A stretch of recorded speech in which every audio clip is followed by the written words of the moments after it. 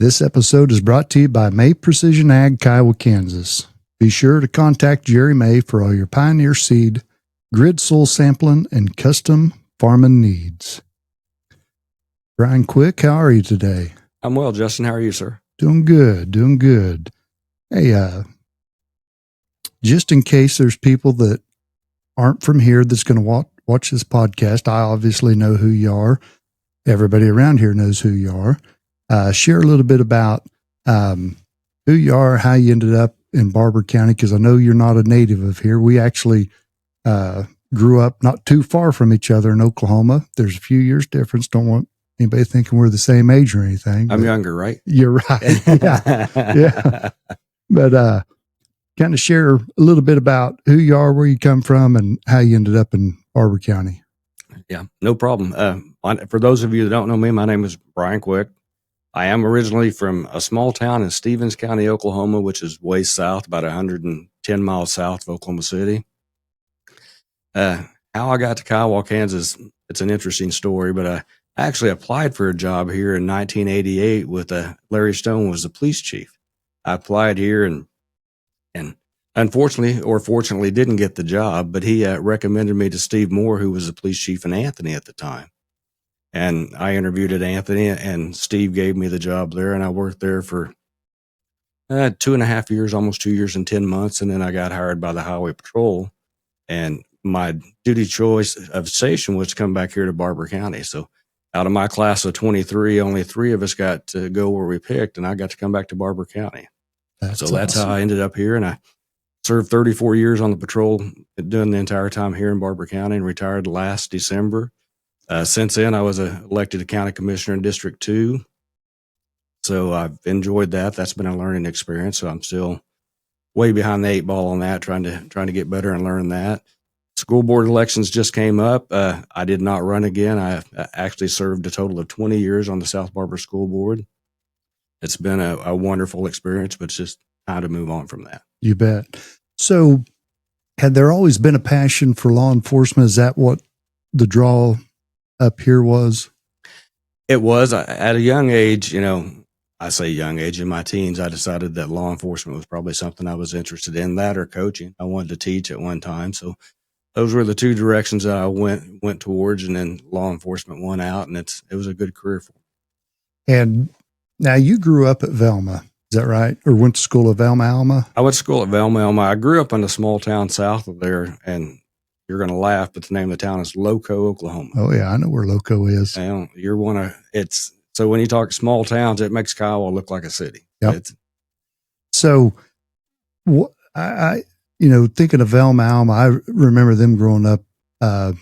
It kind of reminds me a little bit of Kiowa to an extent. They were always well known for football. Outside of football, they were known for rodeoing. And I used to go to rodeos at the old Morgan Ranch. And I remember the old Velma picnic rodeo, and went to junior college with some guys that they played on the team that lost the state title, I think in 93. They played Ringling. It was one of them rare things where Ringling and Velma Alma, I thought were like in the same league or district. And they each worked their way around into the state championship. And that year they played the state championship at Lawton because both the teams were from southwest Oklahoma. And Kyle Pierce, I never forgot it, had a snap go off his face mask, fumble, Ringling got it, game over. But, well, I'm going to ask you an awkward question. Are you familiar with Stella's down there? I have heard of that. Growing up in that area, we called it the county line bar, but yeah, I've heard of Stella's. Yeah. That was a pretty high class joint. That's the kind of place. If you didn't have a gun when you went in there, they gave you one. Yes, that's probably a good way to put it. But yeah, it was an interesting environment.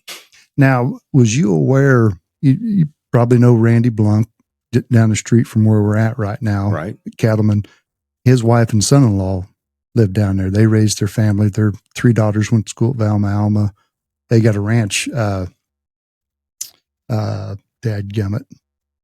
The Hall Ranch down there, that's theirs. and it's not too far from Loco, I believe. Be just west of town, I think. So out Yeah. there. Yeah. So, you talked about coming up originally being just on the police force, but then going to the highway patrol. You put 34 years in, all of them right here in Barber County. Why'd you stay in Barber County? Because I know law enforcement officers that'll move around, and I know that's probably a very challenging thing as being a law enforcement officer in a small county. Well, we're not small area wise, but population wise, everybody knows everybody. And sometimes law enforcement officers aren't known, aren't the most popular people because you got to write traffic tickets. I thought I was the most popular. No? Well, I remember years ago, they used to say, yeah, he's quick to write tickets. But, there's some uncomfortable situations that come with that job in a small area like this or small population that I'm assuming it could probably get uncomfortable. That would make it easy to relocate somewhere else, or there was probably opportunities to transfer up to different areas. What was it that kept you in Barber County an entire career? I think I was probably led to be here, to be honest, Justin. I think that, I've been truly blessed, to be able to serve my entire career here. But a story, when I was looking for a house here in 91, when I got out of the academy in 91, I was still with my field training officer. And out of the port of entry at K2 and 281, they still had the port of entry there in Jack Harding. And I'd went to Medicine Lodge looking for a place to live, a place to rent, for my wife and 3 kids. We needed a house, obviously. So I was talking to Jack that I'd went to Medicine Lodge, and they had a ton of places, but really nothing for rent. They had some stuff for sale. So Jack goes, well, have you thought about Kiowa? And I said, well, I'm pretty easy. My wife's family lived in Alva at the time, so it'd been nice to live closer. And just a second. So Jack actually picked up the phone and called the city manager here in town, Mike Mayberry. Mike Mayberry and Stan Michael were in the office. He was the mayor at the time. I remember Mike telling me that if you want to live here, we'll find you. And it's just something about that conversation, where he wanted to go out of his way, or the town did, that it just felt welcoming. And I think it, and you're right, with law enforcement, there's good and bad, and there's ups and downs, and conversations that you don't want to have that you have to have, and that part of it. Through it all, it's been rewarding. This has turned into home. Awesome. That's good to hear. I want to just scoot that just a little closer to you there. Okay. There you go. So served in law enforcement, you mentioned serving on the school board. Kind of walk us through, what was the initial pull to serve on the school board? Because once again, that can be an uncomfortable situation in small rural communities, but you did 2 stints, 20 years total now.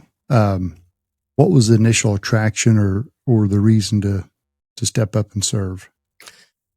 I think at that time, the reason that I first wanted to get into it is that, I was having the opportunity. I mean, our South Barber rec was great. And as far as we had a lot of different sports that I got to coach my own kids in and coach the area kids. And it was just an opportunity to stay involved and keep doing that. At the time, I was reffing a lot of basketball, so I was around quite a bit. But it was just an opportunity to give back. And I think, honestly, looking back now, I think that you, as a law enforcement officer, you have a lot of those negative conversations that people think of it that way. And it was an opportunity to be a positive influence and not people think of the negative side so much. Yeah. And so talk a little bit about some of your extra, you had responsibilities outside of just being a highway patrolman within that career. I don't have the right words, but I want to say something with negotiation, something like that, it seems like. But you had some different responsibilities. You also moved into some leadership roles. Can you kind of talk through the road that led you down those situations? Well, I think, like with any employment, any career like that, you're looking for things to challenge you. I served as the lead radar instructor for the state of Kansas Highway Patrol for probably about 25 years until I retired. I gave it up shortly before I retired, but that time frame, there was an opportunity after my my kids all graduated high school, and I had more time that I put in for a negotiation spot and a negotiator spot. And I served as a negotiator on our SWAT team for 10 years, and it was interesting. I mean, there were things that you see that it was a learning experience. I did a lot of, active listening, teaching, and stuff of that nature. So it was really a time for me to grow, and I really grew into that spot and enjoyed it immensely. Did that, do you feel like that made you an effective school board member when you talk about, you have to be a listener as well as a talker when you're negotiating? I think it did. I mean, I think not only that, it just makes you better. I'm going to say this and be honest. The active listening classes, going and teaching those classes and having conversations, it makes you a better person. Because, we talk about, who was the most important person in your life. And you think about the person that listened to you, that you were able to go to and have those conversations and feel comfortable. And teaching those classes and doing that quite a bit, that's where, I learned those things. We always laugh, and when I was teaching the classes, we'd have the conversation, and ask the class, how many friends do you have? And anymore these days we think, well, I'm not asking you how many Facebook friends you have. Right. But in life, truly, if you think about it, Justin, you talk about how many friends you have, and most of us can count them on one hand. Mm-hmm. Because we think of a friend as that guy that you're going to call the worst day of your life. When you got to tell somebody that something bad's happening, or when you want the first person you want to tell when something good's happening, there's not that many people out there. And we become that person by being good communicators, by being listeners, and putting somebody else's needs in front of your own. Can you do that? And that's what listening is caring enough that we listen more and talk less. Do you feel like, it's going to seem silly, but do you feel like you were a good listener prior to all that, or did this take you to another level in life to where it made you better as a husband, as a parent, as a person within the community? Did you see a noticeable difference, or did you go through that and think, I've already been doing this?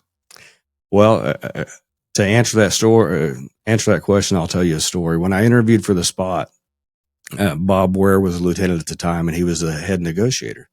So we're interviewing for that spot, and sometimes I can come off a little cocky, but they said, well, what makes you think you can do this job? And I said, I can talk to anybody. I said, no problem. Put me in a situation I can talk to anybody. And Bob goes, who do you listen to? And that's when I thought, maybe I'm not near as good as I thought I was. Yep. So to answer your question, yes, I think that it made me a better person, made me a better husband, made me a better parent. And hopefully, you can't judge how other people think of you, but I hope it made me a better friend. You bet. So when you was in that role, was you primarily teaching, or was you getting called out to negotiate situations across the state, or was it a specific area that you worked within? We were actually statewide. So, I'd go as far as Norton. I was up there on some calls, Oakley. I did get a commander's commendation for talking a couple of people out of a residence in Oakley, and we say hostage, but really it's more of a crisis situation. Those people are in crisis, and how do you to come to a positive ending? And I'll be honest, not every situation I went to turned out to be a positive ending, but you do the best you can to give those people an opportunity to make a better choice. So 34 years in that, and I can only imagine you've seen some stuff or experienced some situations. How was you able to separate work from home? Because I know you had to have seen some things. I've got a nephew that served in the military during wartime, and he struggled separating some stuff. And I can only imagine with you, the years of service you put in, how did you balance that, or how did you keep that separated from your home life? I don't know that you always do. I know that you always try. I'll tell you, Justin, I was blessed. My wife, Marilee, did an excellent job of, seeing days that I was stressed and things that, needed to be talked about and things that didn't. And it was one of those things that do you keep it separate? No, but you have to go in with the mindset that prioritize who you're with at the time. And when you're at home with your family and friends, you have to prioritize that and can't keep thinking about the negative or things that you did at work. And then when you're at work, you prioritize that to make sure that you make it home. Yep. So I know there's a few people from around here that's went on to careers with the Highway Patrol and law enforcement. You've got a son as well that's in law enforcement. Did you play a role? Like, I know we've got a highway patrolman here in town. There's another kid graduated not that long ago. I think, is he around Pratt? He's in Pratt, yeah. Did you play any type of role in that? Did they visit with you before pursuing those careers? You know, as far as having conversations, I know there was times growing up that I did talk to both of them to say, did I play a role? I guess that's probably a question for them, not for me. But I think that by setting a good example of what the Highway Patrol was and what we were striving to be, they're both good troopers. So I hope that I did. I hope that I was a positive role model. Yeah, I think that's something, you know, I easily forget sometimes is you guys aren't just law enforcement officers, you're educators. And I was thinking you implemented an educational program around here, didn't you? Are you the one that implemented it? Is it called SAFE with the seat belts? Actually, we did. With the county attorney at the time, Gaten Wood, we had talked about that and set up a program where we had a diversion fund set up that if you were to get a speeding ticket and to keep it off your record, you'd pay the fine and a diversion fee. And if you didn't get another citation for 6 months or whatever that time frame was, then that ticket wouldn't go against your record. So once we started the SAFE program, seatbelts are for everyone. The Highway Patrol, actually, any diversion funds or any money that we come up with from that citation goes into that diversion fund. And we started doing scholarships and stuff towards the end. Danny Lynch is the county attorney now, and I talked to him. We got that set up. So it's been a real positive program, but I think that it's not near as bad as it was when we were growing up. Of course, I'm older than you, but when we were growing up, Slightly, seat belts were one of those things that, well, if you knew where it was at in the car, if you knew where it was at, you were surprised. Yeah. And if you drove an old 66 Chevy pickup, you probably took them out. I was thinking, was it the early 90s when the seatbelt laws come around, late 80s, early 90s? It would have been probably even a little bit later than that, probably the mid 90s, somewhere along in there. And at first in Kansas, it was a secondary violation, which means you had to stop the person for something else before you could write them a seatbelt ticket. And then later on, it became a primary violation where you could stop somebody just for not having their seatbelt. So I got a story for you, and I laugh just thinking about it.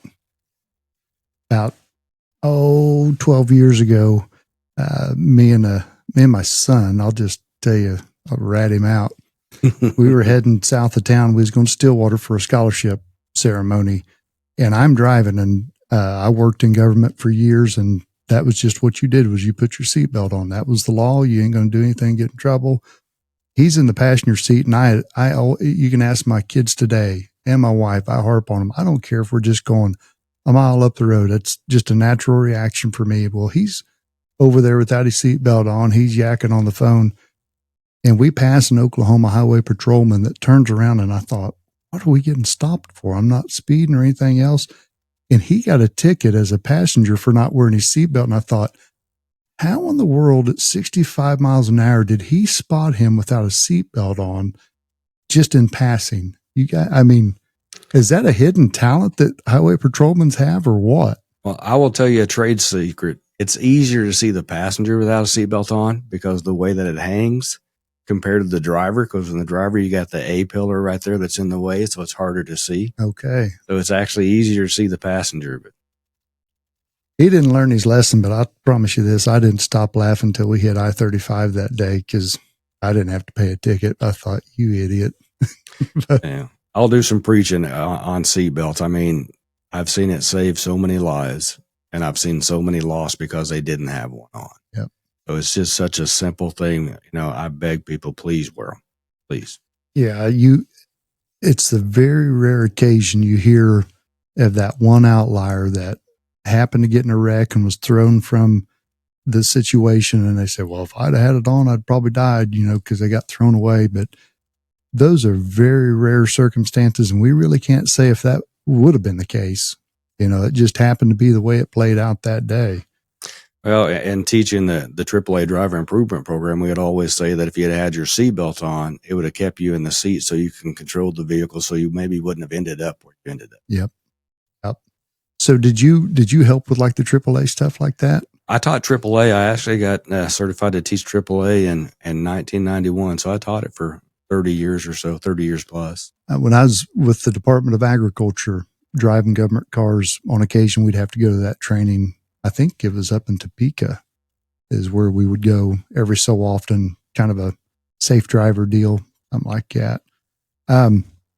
So we kind of glossed over a lot of personal stuff, but you are married, got 3 kids, and why don't we talk about that for a little bit? Because I think that's kind of a neat story. I know I probably know Cameron better than your other 2 sons, but kind of share a little bit about each of those, and obviously your wife.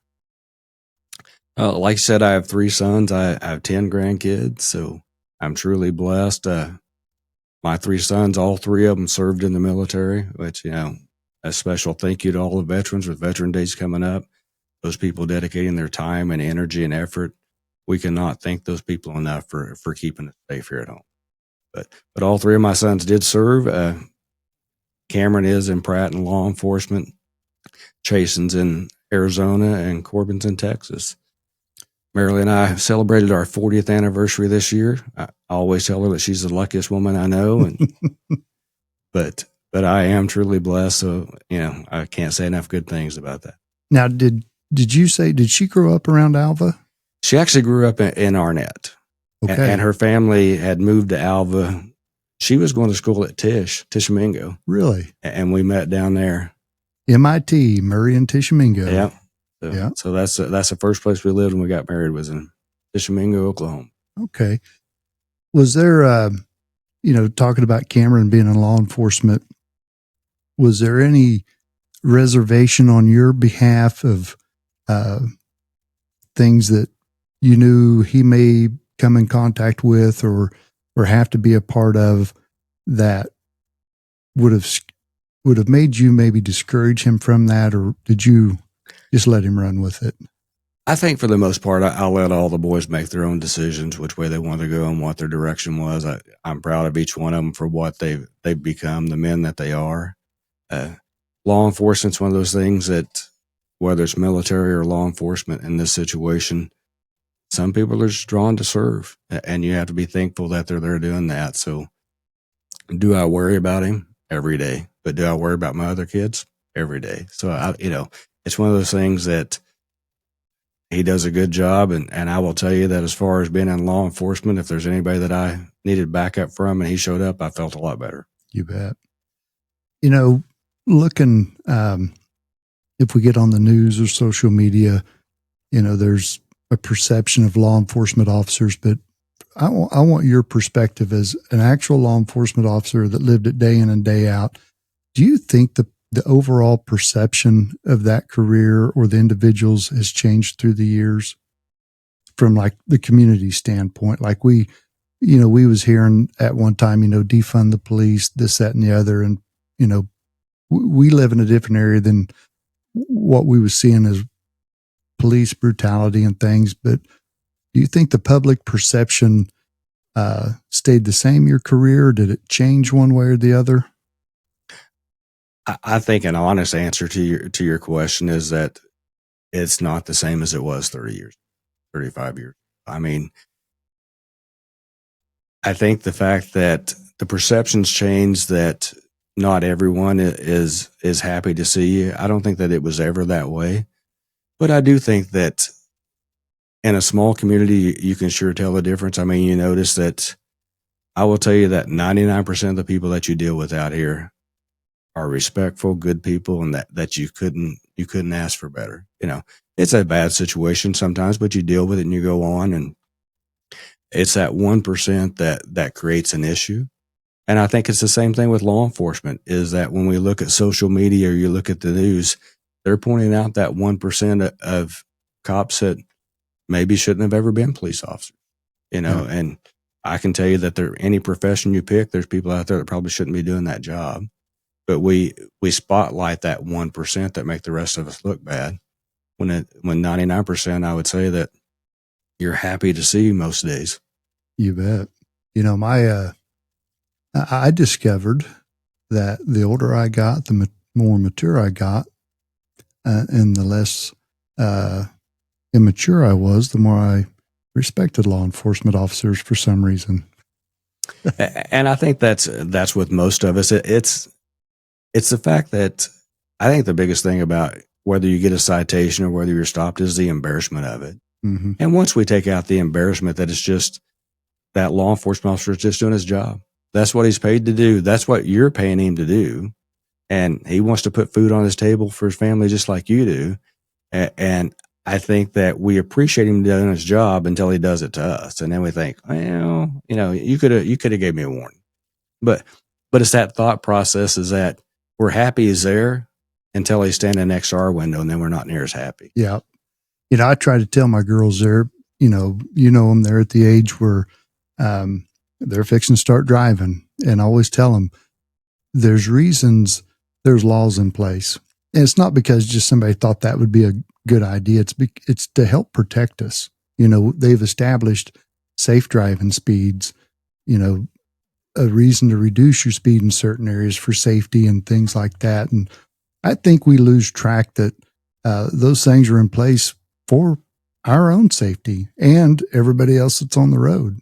I mean, even drinking and driving, all of that, it all plays in. It's a safety thing. And I think the quicker we learn that, the more we realize law enforcement officers aren't just out there trying to pick on us or meet a ticket quota, the little things that you hear. How has your years of service with law enforcement, your years of service with the school board, how did that prepare you for the next phase of your life, which is now a county commissioner? I think the way that it's prepared me is it still makes me want to have that service mindset that you're giving back. And, we had spoke earlier, those jobs aren't just, may have one meeting a month or two meetings a month, but if you're not there studying and learning, you're doing a disservice to the people that voted you in. So I think it is that you give back, and if you can answer questions, sometimes it may not be the answer that the people are looking for, but you give an honest answer. Here's why we did what we did, and agree or disagree, but at least you have a reason. Instead of just doing things that we do it that way because we always have, that's where we kind of get in trouble. As long as you can articulate and give people answers, I think that you're always ahead of the game a little bit. Information's a beautiful thing. Like I said, some people may not want to hear it, but it's just one of those things that sometimes that's the best I could do. Yeah. Talk about the transition from, you retired and then was quickly county commissioner. Do you feel, let me just back up and say, I observed you from a distance during that. And what I appreciate about what you did was you was a regular attender of county commissioner meetings for quite a while, going, sitting, observing. I felt like you were preparing yourself to fill that role if you got elected. Was there still a pretty steep learning curve, or do you think you came in with your feet a little bit more on solid ground once you got elected? I think a lot of that, Justin, going in and sitting with those meetings for, the first 6-8 months, a year, whatever it was beforehand, it was getting a feel for the environment, just so you're not thrown in one day and thrown into the deep end and swimming.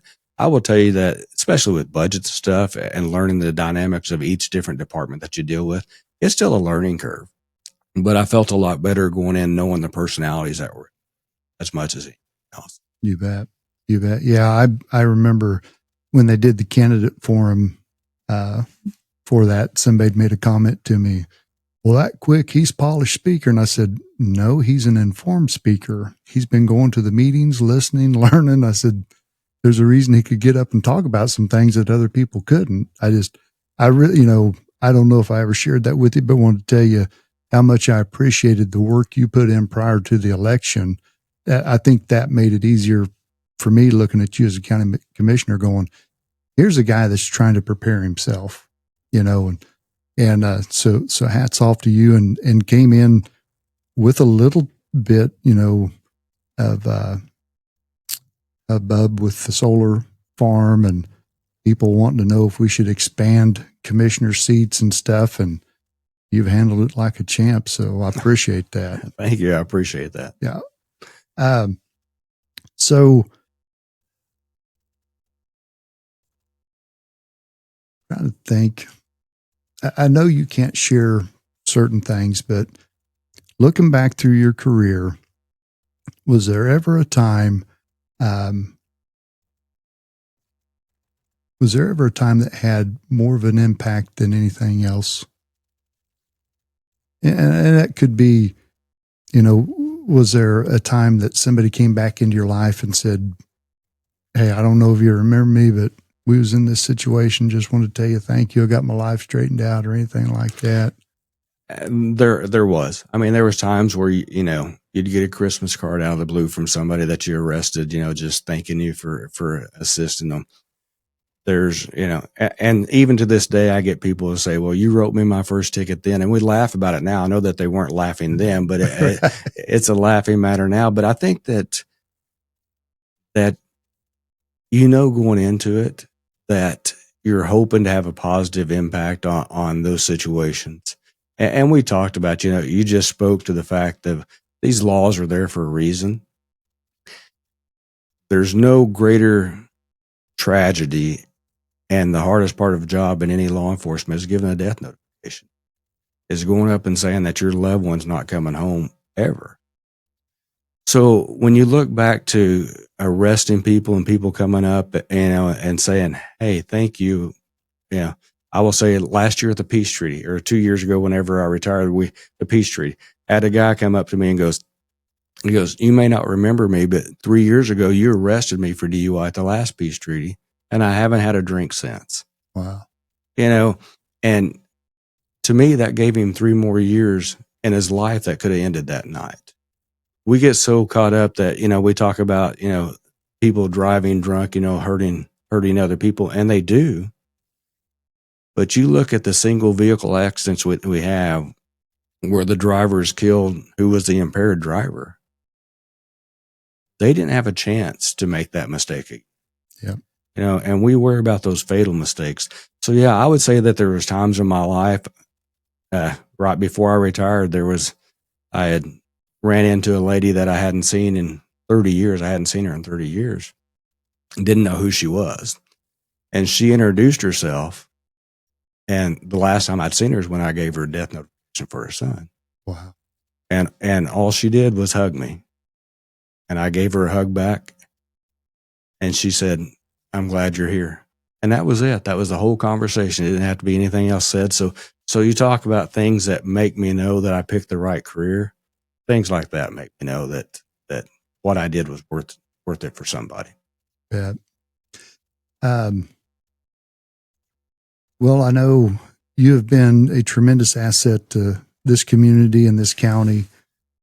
What I really appreciate right now is you got a passel of grandkids, and some of them are growing up right here as well. Can you share a little bit about what that's like? I mean, you raised your boys here, but now you're watching your granddaughters grow up right in front of your eyes, getting involved in a lot of school activities and stuff. What's that been like? Justin, is truly a blessing. I can honestly say that, you're going through your life so fast that you don't realize that your kids are growing up until it's too late and they're gone. So as you get older, I guess for me, I have that grandparent perspective that I know how fast it can go. And you do cherish each moment a little bit more. So now the fact that I went from boys to girls is just, that could be a different podcast. We could spend a lot of time having that conversation at my house, but I'm truly blessed. I don't know how else to say it, but I'm a lucky man. You bet. You bet. Yeah, that's girls are a whole different animal. Not in a bad way. I shouldn't have said different animal. That's a whole different deal. I always, I don't know if you've had this experience, but we got 4 kids, and we call them the bookends. 2 older ones, obviously 2 younger ones. There's 16 years between them. And I've always told everybody, if we'd have stayed at the first 2, me and my wife would probably be giving parenting seminars across the country, making a living. But the next 2 come along, and we need counseling now. I don't know what happened, but wow, it's been a change. So what's the future hold? I know you're obviously a county commissioner right now. You're watching some grandkids grow up, but I know you got some kids and grandkids out of the area. You looking to stay here for the long haul? You looking to relocate at any time? I think for me, right now, there's no place I'd rather be. Marilyn and I like to travel a little bit and go see the grandkids and go do some things, but it's nice to have a home. And I'll be honest, I told this story earlier about, we'll find you a place to live. I still feel like I'm paying those people back. I still owe something. So when I'm paid up, maybe then I'll move on, but I still owe a debt. You bet. Well, I don't know what else to talk about.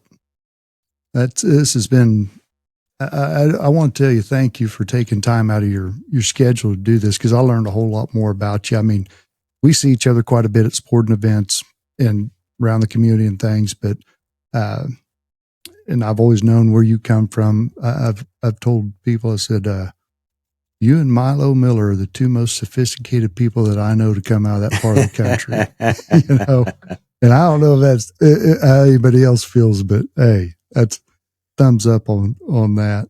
But I appreciate you sharing a little bit about what that was like, a 34-year career. And I know in 35 minutes, we've kind of glossed over a lot of stuff. I want to tell you, before we ever moved back, an individual that's passed away from here right now, me, you, and him stood next to each other at a football game up at Stafford, Kansas. And I knew of a situation that you had to be in as a law enforcement officer prior to that football game.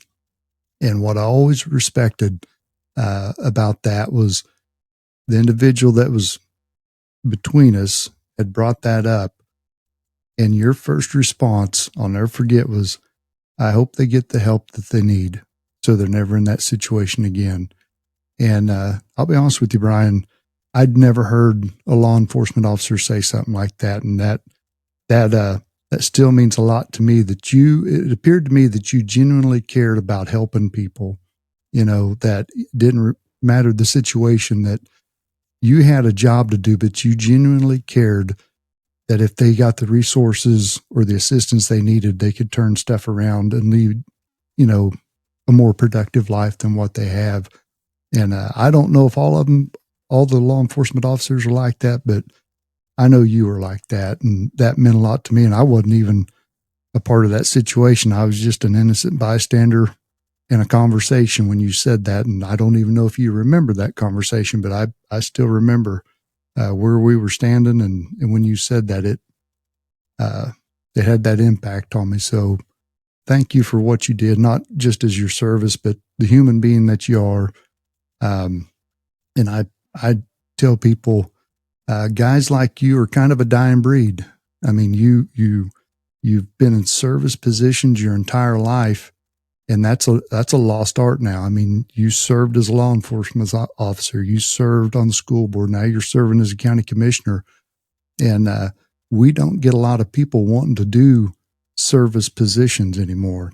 It seems like everybody's just wanting a big paycheck, and they miss the reward of being in a position like what you was in. When I worked with the state, that was the opportunity every day, was to have a positive impact on somebody's life.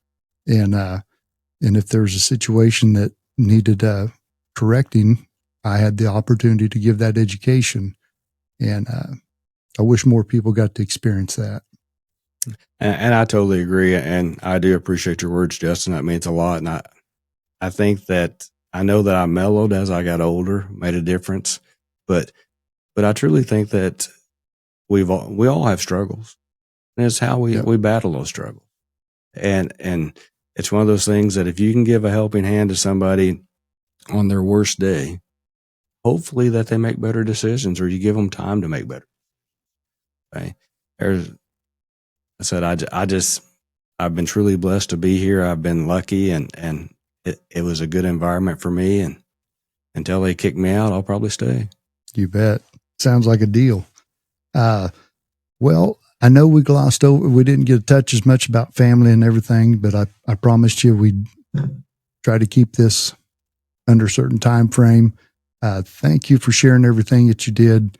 And I wish you the best of luck on the rest of your term as a county commissioner. And I'm sure there'll be some situations at some sporting events coming up that we'll be able to discuss and solve every problem that we could have been better in that game with. We tend to have those conversations too.